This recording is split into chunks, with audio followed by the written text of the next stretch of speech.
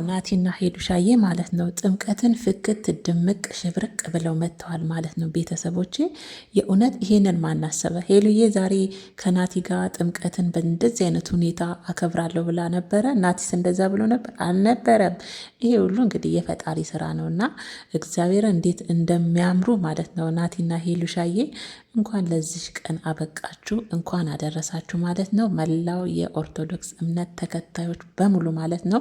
ዛሬ እንግዲህ ጥምቀት ነው። እንኳን አደረሳችሁ ብያለሁ። እንኳን አደረሰን የኔ ምርጦች። በተለይ ደግሞ በስደት ላይ ያላችሁ ቅመሞችዬ እንኳን አደረሳችሁ። የዛሬ ዓመት በሀገራችሁ ላይ ገብታችሁ ከቤተሰቦቻችሁ ጋር እግዚአብሔር በፈቀደው መልክ የምናሳልፍ የምናከብር እግዚአብሔር ያድርገን። እግዚአብሔር ይርዳን። በሰላምና በጤና ደግሞ ለዛች ቀን ያብቃን ማለት ነው የኔ ምርጦች ማለት ነው። ዛሬ እንግዲህ ያው ሄሉሻና ናቲ እንግዲህ ጥምቀትን ጥምቀት መስለው መተውልናል ማለት ነው። ያኔ በፊታቸውን ትዝታቸውን እየመለሱ ይገኛሉ። ሽብርቅ ድምቅ ፍክት ብለው መጥተዋል ማለት ነው። የእውነት ናቲና ሄሉ የሚገርም ነው። እግዚአብሔርን በጣም ነው ደስ የሚለውና እንግዲህ ጥምቀትን እንዲህ አንድ ላይ ማሳለፍ ማለት ሄሉሻዬ ጌታን እግዚአብሔርን ልታመሰግኝ ነው የሚገባሽ። አንቺ የእውነት በጣም እድለኛ ሴት ነሽ ሄሉሻዬ። የእውነቴን ነው።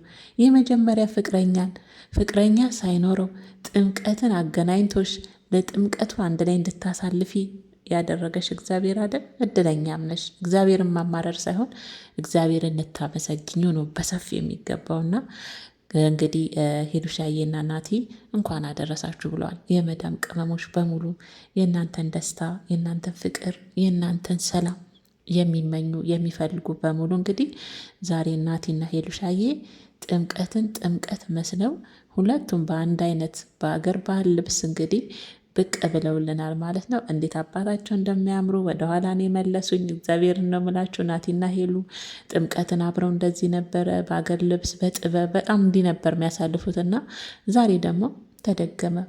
አያልቅም አይደለም።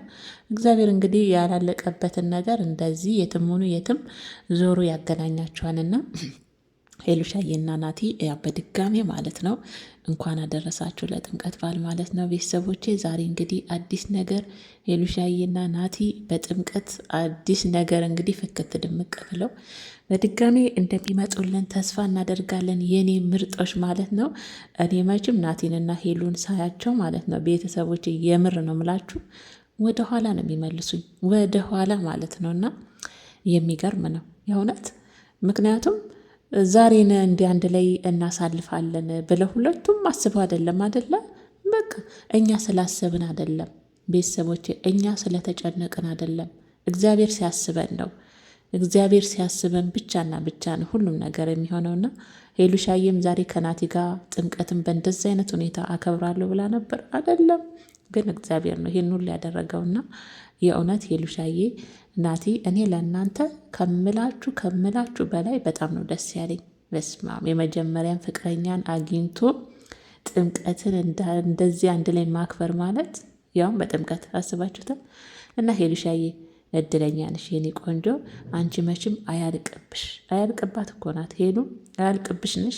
ዛሬ እንግዲህ ያው በአዲስ ነገር ይመጡልናል። ያው ናቲ ከመጣ ጀምሮ ሄሉሻዬ መነቃቃት ሁኔታ ላይ ነው ያለችው ማለት ነው። በዩቱባ ቻናልም ያው ተራ በተራ በሁለቱም አዳዲስ ነገር ፍቅራቸውንም እየኮመኮሙ እኛንም እያስቀኑ ቢሆን ያው አዳዲስ ነገር ይዘውልን ብቅ እያሉ ነው ማለት ነው። እኛም እነሱ በቃ ምክንያቱም ዩቱብ መንደር እንግዲህ እንደምታዩት እዛ ጋም ስትሄዱ ነው፣ እዛ ጋም ስትሄዱ ነው።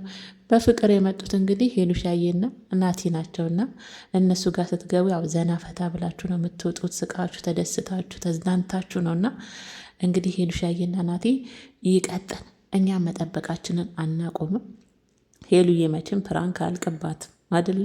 ያው እንግዲህ ሄሉዬ ፕራንክሽን እንደ ፋብሪካ እየፈበረክሽ ናቲን እንግዲህ እያበሸቅሽም እያናደርሽም እያሳዘንሽም ፈታ እያደረግሽም እንደምትመጭልን ያው ናቲ ይመለሳል አይመለስም። ባይመለስ ግን እኔ በጣም ደስ ይለኝ ነበር። የእውነቴን ነው የምላችሁ።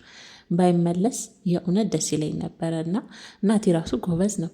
በዚህ ናል ጊዜ ያው ስደት ላይ ቢሆንም ምንም አይነት ህይወት ውስጥ ሰው ሳያስገባ ሄሉዬ በነበረችበት ሁኔታ ሌላ ሰው ሳያስገባ ራሱ ይገርማል።